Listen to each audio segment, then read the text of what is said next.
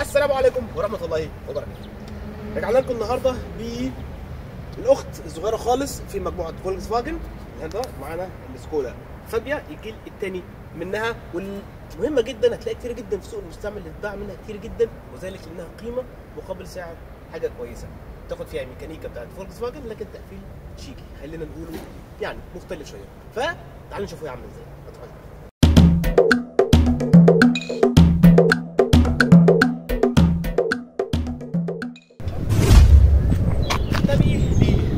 تاني اكبر فئه من العربيات اللي هي السب كومباكت او الاسماء الثانيه دي، فاصبحت تنافس عربيات من مجموعه فولكس فاجن اللي هي متصنعه معاها زي الفولكس فاجن بولو وسيات إبيزا، وبره المجموعه زي الاوبل كورسا والتويوتا ياريس.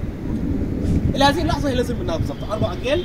يعني انا كنت عملت ريفيو للجيل الثالث بتاعها، هتتفرجوا فيه اللينك اللي فوق ده اتفرجوا عليه. فاللي عندنا النهارده اللي هو الجيل الثاني، والجيل الثاني ده اللي هو ابتدى في سنه 2007 ووقف انتاجه 2010، لكن هو ما وقفش، هو طلع من فيس ليفت في 2010 ثم وقف في 2014. وده اللي عندنا النهارده اللي هو الفيس ليفت بتاع الجيل الثاني. تمام؟ سعرها في السوق بيبتدي، السوق المستعمل طبعا بيبتدي من 1500 يورو وبينتهي عند 10000 يورو طبعا حسب الحاله والعداد الكيلومترات والموتور والفئه الى اخره.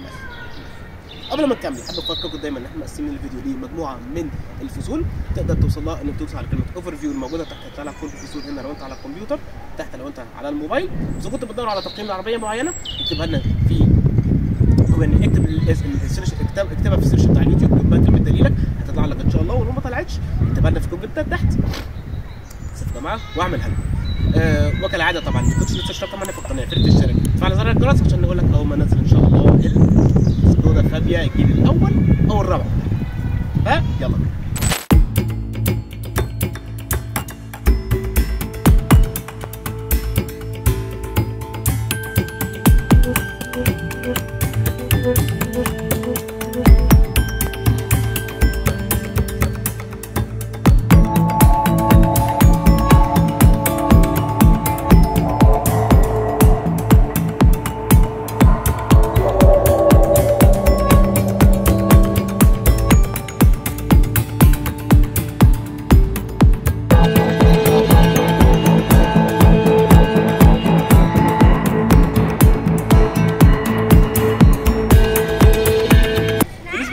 فهي واخده حسب تقييم اليورو انكاب 5 نجوم للكبار، طبعا اليورو انكاب كان مختلف شويه وقتها، 5 نجوم للبالغين، 3 نجوم من 5 للاطفال، 2 من 4 للمشاة، وبتنزل كالسنتر 6 اير باج وبي بي اس ونظام ثبات الكتروني اي اس سي.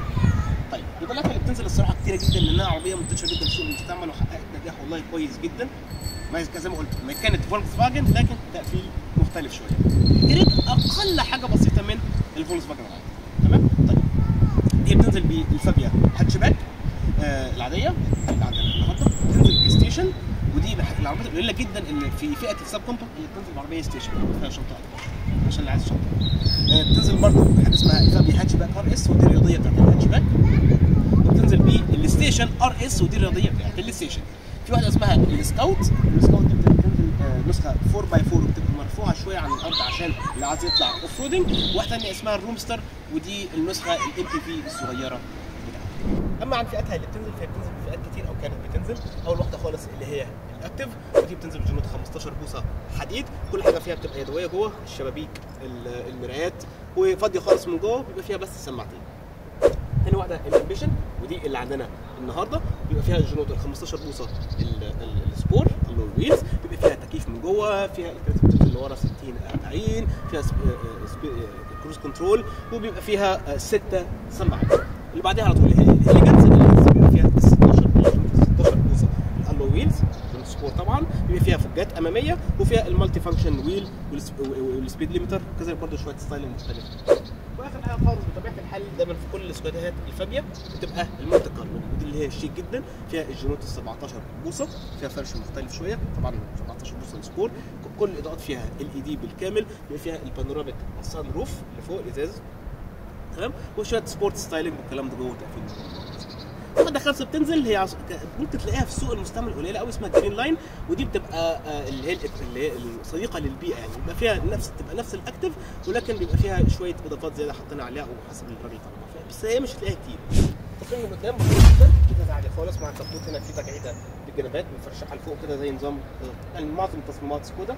طبعا هنا بتيجي تجعيدتين في النص لاحمين على علامه سكودا هنا المعموله بالكروم هنا فوق الشبكه الحقيقيه الطوليه اللي بتاعت كورونا، دايما بنسميها الفم المبتسم ده، هتلاقيها عامله كده دايما مش عارف ليه. وطبعا هنا بتلاقوا كل الهوايات الحقيقيه بتاعتنا.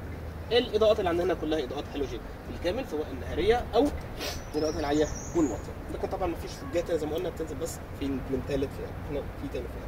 مكان السجات فين بيبقى هنا. طبعا تحت نلاقي الشبكه الهوايه تحت الهوايه حقيقيه، يعني خلينا نقول سبليتر صغير خالص كده. بالنسبه للتصميم الجنب فهو تصميم هاتشباك تقليدي شويه، الا ان الزوايا بتاعته مميزه جدا في العربيه السكودا دي. الزاويه حاده دي المفتحه من هنا بتاعت عربيات السكودا الصراحه مميزه قوي يعني، ومديها شكل كده مميز ليها قوي شويه ليها. طيب اذا سنه كده عادي جدا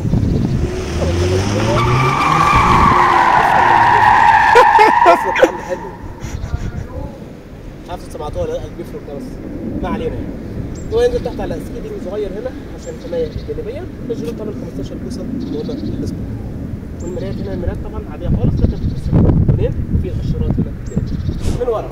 سبويلر صغير هنا لكن هو ما فيهوش اي اضواء فرامل. اضواء الفرامل الموجوده في البانل ده، البانل الرئيسي هنا اللي شايل الاضواء الهالوجين كلها مع الاشارات واضواء الرجوع الخلفيه. كلمه فابيا تحتها تي اس اي واضحه قدامكم، علامه سكودا طبعا في النص العلامه القديمه بتاعتها يعني. وتحت هنا هنلاقي بس اكسدام عادي خالص فبل مواتيرها اللي بتنزل والله مش بطاله، في اشتراك كتير جدا في المواتير اللي ممكن تلاقيها في العربيه دي فين يعني.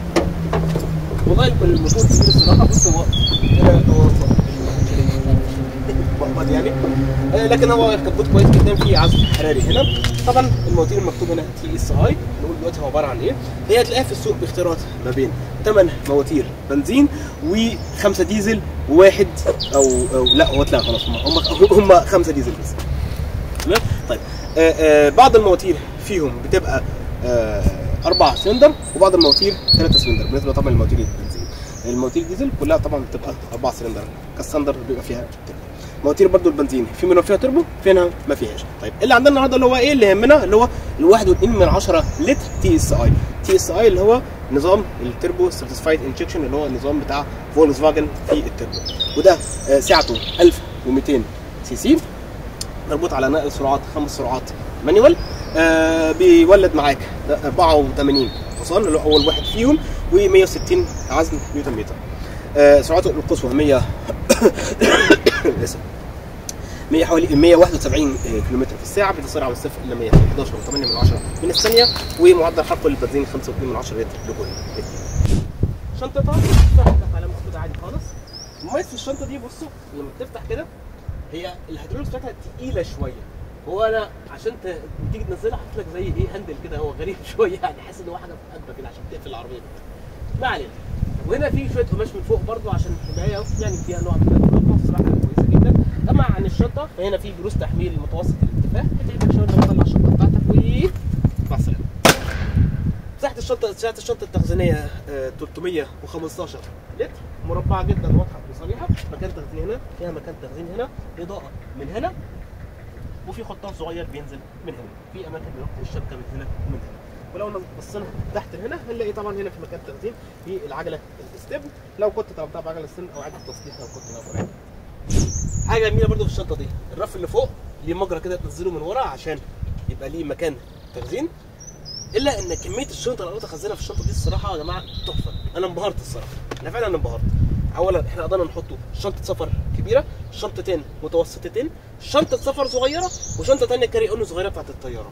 فغير كون عربيات سب كومباكت كتير جدا دي تحفه. عشان كده هي من العربيات دي تتباع كتيره جدا عشان العمليه اللي فيها. هنشوف تقفل ولا غلي شويه بس قفلت لك. نزل بقى الصف الثاني من الكراسي، طبعا بينزل منين؟ من الزرار ده كده. ادانا الساعه التخزينيه للشنطه زودها لنا ل 1180 لتر، اللي زي ما انتم شايفين للاسف ان زاويه الكراسي الصراحه مش مستقيمه، فطبعا انت مش هتقدر تاخد اي حاجه صغيره ايا كانت الشنطه بتاعتك وتزقها، لازم طبعا كل حاجه مليانه. من جوه التصميم عادي خالص بتاع سكودا، يعني ما يشدكش خالص. المواد المستخدمه كلها هنا مواد يعني طبعا لو كواليتي، كلها مواد رخيصه بلاستيكيه رخيصه ما تتوقعش كتير منها. الراديو اللي فيها ده بينزل من تاني فئه بالسي دي بلاير اللي موجود فيه، يعني مش هتحس جديد يعني، مش هتلاقي حاجه، مش بتنبهر في عربيه سكودا موديل 2012 زي اللي عندنا النهارده دي. الهوايات الموجوده هنا طبعا خلينا نقوله التابلو بتاعنا الارقام بتاعته هي كول شويه، لكن يمكن كانت عايزه تكبر حاجه بسيطه انقطها في كده يعني. عجله الخزانه معموله بالكاوتش عاديه خالص، تتوسط علامه سكودا هنا. كل المواد الصراحه تقفيل يعني خلينا نقوله لو كواليتي خالص، فما تتوقعش منه كتير، الا ان الثبات والمواد والله مش وحش الى هذه اللحظه، كل حاجه ثابته في مكانها اهو كويسه، ما فيش مشاكل كتير يعني. القماش بتاع الكراسي هنا معمول قماش عادي خالص، الكراسي نفسها عاديه جدا، لا هي مريحه قوي ولا هي متعبه ولا ناشفه قوي، فالتصميم ما يشدكش الصراحه. زي ما قلت التقفيل هم مش متفوقين فيه قوي. اماكن التخزين والله مش بطاله في العربيه دي. اول حاجه جيوب الباب اللي هنا يا دوبك يشيل ازازه لتر ونص، يا دوبك يعني يبقى خبط شويه لكن مش بطال. تمام. هنا في مكان تخزين صغير لكن هو من غير اي ابواب، من غير اي درج يعني. هنا في 2 كاب هولدرز صغيرين، طبعا هم ما فيهمش اي مثبتات، لكن يا دوبك بياخدوا ازازه لتر ونص، حتى ما بتقلقش جامد يعني لحد اسف ازازه نص لتر. هنا وهنا برده هنا اصغر شويه عشان تاخد كوبايه الاسبريسو بتاعتك. فوق هنا طبعا الشمسات بتاعتنا بالمرايات لكن ما فيهاش اي اضاءات. درج التابلو هنا مساحته صغيره جدا كمان ومتاكله جامد، لكن هو فيه اضاءه من فوق. وتحت هنا في مكان تخزين صغير، ومن ورا هنا مكان تخزين صغير للناس. اما بالنسبه للكرسي، تظبيط الكرسي يرجع لورا يعني كويس. انا غطينا البدلات في عربيات احسن من كده شويه السب كومباكت، لكن بالنسبه للحاجات الصغيره دي كانت لسه العربيات هي طبعا في الجيل الثالث كبرت شويه، حوالي تقريبا 2 او 3 سم مش متاكد بالظبط، فلا زال والله كويس. لكن هو طبعا بينزل بيطلع لفوق، وببكره للباك ريست بتنزلها وتطلعها اسف بترجعها عليك. اما بالنسبه لعجله القياده فهي طبعا بتتظبط من هنا تلسكوبيك، شدها وتطلعها وتدخلها عليك عشان تاخد وضعيه السواقه اللي تريحك، لكن طبعا هنا مفيش اي دعم فضلي. بيستقصدني على فكره، مش عارف شفتوه ولا لا يعني، هو فرحان بالعربيه بي ام مش عارف الام 380 مش فاكر، ما بصيتش عليها يعني. ما علينا، في ناس كده لذيذه يعني. طيب بصوا على التكنولوجيا بتاعت العربيه، هنلاقي هنا الازاز بينزل ويطلع عادي كهرباء، طبعا قدام فقط، لكن ورا بيبقى مانيوال. كذلك برضو المرايات من هنا كهرباء. الاضاءات هنا اضاءات فيها العالي والواطي لكن ما فيهاش اوتو. هنا من على الشمال هنا الدراع ده هتلاقي فيه الكروز كنترول والسبيد ليميتر بتاعك. ثم نخش على التابلو الرئيسي بتاعنا هنا بالاعدادات بتاعته. في شاشه صغيره هنا بتجيب لك بس الساعه والمعدل البنزين بتاعك، طبعا جايبها ديجيتال الصراحه جميل جدا. هنا التهويه بتاعتنا والتكييف بتاعنا، العربيه فيها تكييف الحمد لله، وفيها هنا الزرار بتاع التراكشن كنترول لو عايز تقفله، وانك وفيها طبعا مراوح وكل حاجه. فكل التكييف هنا بانل التكييف الصراحه واضح جدا، ويمكن هو صغير شويه وغريب شويه المقابض يعني، او البكر غريب شويه كده صغير، كان ممكن يكبر شويه عن كده يعني، وانت بتسوق انت عايز حاجه اكبر شويه. وطبعا هنا الراديو اللي بينزل ستاندر في العربيه دي زي ما قلنا والله مش وحش يعني، لذيذ. هنا اللوك بتاع العربيه، وفي بعد كده هنا زي ما انتم شايفين في النص كده السنتر كونسول ده هو بينزل كده بالصبه الواحده للناس اللي تحت مكمله لغايه الناس. وفوقنا هنا الاضاءات بتاعتنا العاديه، وتحت هنا هنلاقي فتحه 12 مخرج 12 فولت ومخرج 1 اوكسجين. من ورا الكلام بقى من ورا. طيب هي الفتحه الصراحه والله من بطاله بالنسبه للعربيه السب كومباكت، مش هتعبك كتير وانت بتخش او انت بتدخل الكرسي الاطفال بتاعك. طيب مبدئيا كده الكرسي ده في وضعيه السواقه بتاعي، مساحه الركبه والله مش بطاله بالنسبه للعربيه السب كومباكت و2012 مش وحشه. مساحه الراس لا هنا كويسه جدا، رجلي بتخش تحت الكرسي مستريح جدا مع اني مش رافعه لغايه الاخر، فالقعده هنا والله مش بطاله. الكراسي نفسها نفس الكراسي نوعيه الكراسي اللي قدام مش مريحه قوي ومش ناشفه قوي يعني، خلينا نقول متوسطه. بماسك هنا مع خطافات. الازاز هنا زي ما انتم شايفين طبعا ازاز مانيوال عادي، ينزل لغايه الاخر ولا لا، ده كويسه جدا، هو كبير بينزل لغايه الاخر، فطبعا انت ممكن تسند ايدك هنا والاطفال يبقوا فرحانين ان الرؤيه البانوراميه بتاعتهم كويسه جدا. طيب نشوفوا جيوب الباب اللي جنبنا هنا. هي الجيوب هنا الصراحه صغيره، ما تشيلش ازازه حتى لو نص 1.5 لتر، يبقى تشيل المحفظه بتاعتك اطفال يبقى عندهم محفظه او واحد كبير، وهنا في مكان تخزين صغير عشان تحط فيه الازازه بتاعتك، وزي ما قلنا في درج صغير. الايزوفيكس هنا تثبيتاته من ورا، طبعا هنا في الجيوب بتاعي. ننقل بقى الكرسي اللي في النص، انشف على 2 سم اصغر. اعتقد ان واحد كبير قاعد ب2 اطفال او 2 كبار، فهو الراجل ده اتدمر خالص يعني، فهي مش مناسبه خالص انك تنقل كبار لمسافات طويله، بس لجوه المدينه او مسافات قصيره. هنا النفق بتاعنا عالي جدا، هو كنس شويه عالي جدا، لكن القاعد هنا طبعا هو في بروز كمان على اليمين كده اكتر، فالقاعد هنا هياكل من مساحه الرجل بتاعت الراكبين اليمين والشمال. على الاسفلت والله العربيه دي ادائها مش بطال، انت من الاخر كده سايق الفولكس فاجن بولو، بس فرق بس التقفيل مختلف شويه اختلافات بسيطه جدا. اول حاجه انت جوه المدينه السواقه مريحه الى حد ما، الرؤيه من قدام كويسه جدا، من ورا برضو الازاز الخلفي كويس جدا وكبير جدا ومديك رؤيه كويسه جدا، فمش هتتضايق خالص من السواقه. والقعده هنا زي ما قلت تظبيطات الكرسي كانت فيها كويسه جدا. والله نظام التعليق في العربيه دي اللي انا ملاحظه ان هو مش سيء، هو بتاع فولكس فاجن يمكن باختلافات بسيطه، خلينا اقوله انشف حاجه بسيطه خالص 5% عن بتاعت البولو مثلا، لكن حاجه مش ملحوظه خالص، فهي تقريبا مديك نفس الخصائص الميكانيكيه بتاعت البولو تمام، اختها انا بتكلم عليها دايما، والابيزا طبعا لما الثلاث اخوات في نفس مجموعه فولكس فاجن طبعا تمام. طيب الحاجات الثانيه برضه هتكلم عليها وبقى اللي هو الموتور الواحد 2.10 4 سلندر ده التربو، اداء ممتاز في عربيه قديمه زي دي موديل 2012 ممتاز. اولا اللاج فيه خفيف جدا، انت بتتكلم فيه ثانيه على طول، اول ما تدوس بنزين عربيه بتنطلق. صوت الموتور مش عالي خالص، منها عربيه قديمه 4 سلندر، طبعا انا بحب ال4 سلندر اللي بتلاقيه في السوق وبيبقى في معاه تربو. الجديد معظم الجديد دلوقتي بيبقى 3 سلندر بس، ال4 سلندر ده بيبقى صوته اوطى جدا، فمديك مش صوت موتور مش عالي. عزل الصوت فيها طبعا مش زي الفولكس فاجن بولو، اقل حاجه بسيطه جدا لما بتطلع على الطريق السريع. اوكي الاداء مش واو خالص، بالعكس هو اداء ممل، خلينا نقوله اداء يعني ضعيف شويه برضو خلينا نقوله، لكن التربو ده بيديك السرعه اللي انت عاوزها، التسارع اللي انت عايزه، هتعرف تتخطى بسهوله جدا مفيش مشكله. فان توتال انت على الطريق السريع مش هتنبهر بيها، لكن جوه المدينه انا شايفها في التسارع بتاعها وعلى الطرق الشبه السريعه انا شايف العربيه دي والله ادائها كويس جدا، بقيمه مقابل سعر ممتازه مع الباكج بتاع مجموعه فولكس فاجن دايما بكررها تمام. فانت واخد راحه كويسه جدا، واخد سعر كويس جدا، واخد اداء كويس. امتصاص الصدمات والله جوه المدينه مش بطال مش وحش، امتصاصها يعني خلينا نقول الهندله بتاعتها على الطرق الملتويه على قده خالص. العربيه بتميل باين جدا انها بتميل، سواقتها مش ممتعه خالص. تماسك العجل على الارض برده مش احسن حاجه، احنا بنتكلم في 15 بوصه بتاعت العجل ده مش احسن حاجه، حتى لو جبت ال16 في المونت كارلو اللي هي اعلى واحده هيتحسن حاجه بسيطه، لكن لازال مش رياضي خالص ومش ممتع اطلاقا، بالعكس السواقه تكاد تكون ممله. ولكن انت بتدور على الفئه السعريه دي، مين بيدور على السواقه الممتعه جدا الرياضيه في الفئه السعريه دي في عربيه مستعمله في الجيل الثاني من سكودا فابيا؟ ففي الاخر انا يعني باختصار كده شديد، انت معاك مثلا فلوس العربيه دي ولقيت واحده قدامك حلوه وانت مش همك نوعيه السواقه ايه، همك بس انك تعرف تتسارع، انك تعرف تطلع الطريق السريع وتسافر مسافات، انك تدوس بنزين تعرف تتخطى وتجري، ممتازه. انصحك جدا بالموتور ال1.10 لتر تربو. طيب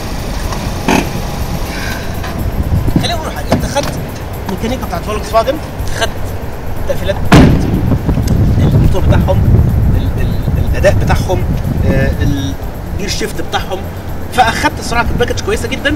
نعم بتفعيل مواد اقل وبسعر طبعا اقل بطبيعه الحال. عشان كده انا شايف ان هي اختيار كويس جدا للي عايز يجيب حاجه معتمد عليها وحاجه قويه، او بيحب نظام الفولكس فاجن او مجموعه فولكس فاجن كميكانيكا بتاعتهم والكلام ده. بالنسبه للمواتير انصحك انك تجيب التي اس، اوعى تجيب المتنفس الطبيعي بتاعها. الجيل الثالث التنفس الطبيعي كنت عملت لها تجربه، بص عليه في اللينك اللي فوق اهو، كان سيء جدا. جوه المدينه اوكي لحد ما مقبول ماشي، بس اطلع بقى على الطريق السريع وشو دوس على السرعات العاليه، دوس شويه بنزين، بتعاني. عشان كده التي اس اي ده انا شايفه صح، هو 84 حصان، لكن على طول بيستجيب معاك. اول ما تدوس بنزين على الطريق السريع هوب بيشد معاك، ممكن تشد ممكن تتخطى عادي تمام. فانصحك انك لازم تجيب على الاقل يكون فيه التربو. طبعا بطبيعه الحال راح احط لكم التشيك ليست اهي فيها كل مختصر العربيه عشان تقارنوا ما بينها وما بين كل التشيك ليست في قنواتنا وفيديوهاتنا ان شاء الله. على ما تقييمنا على سكودا فابيا ان شاء الله قريب جدا هحاول اجيب الستيشن بتاعتها واعملها لكم تقييم واقول لكم الفرق ما بينها وما بين الهاتشباك بتاعتها. وزي برضه هحاول اجيب الار اس اللي هي الرياضيه بتاعتها لو لقيتها، ان هي طبعا مش كتيره قوي مش موجوده في السوق كتير. طبعا ما تنسوش تشتركوا معانا من الزرار ده، هتشترك معانا، وعايزنا نعمل لكم تقييم اي عربيه ثانيه اكتبوا لنا في الكومنتات تحت. اشوفكم الحلقه الجايه، والسلام عليكم ورحمه الله.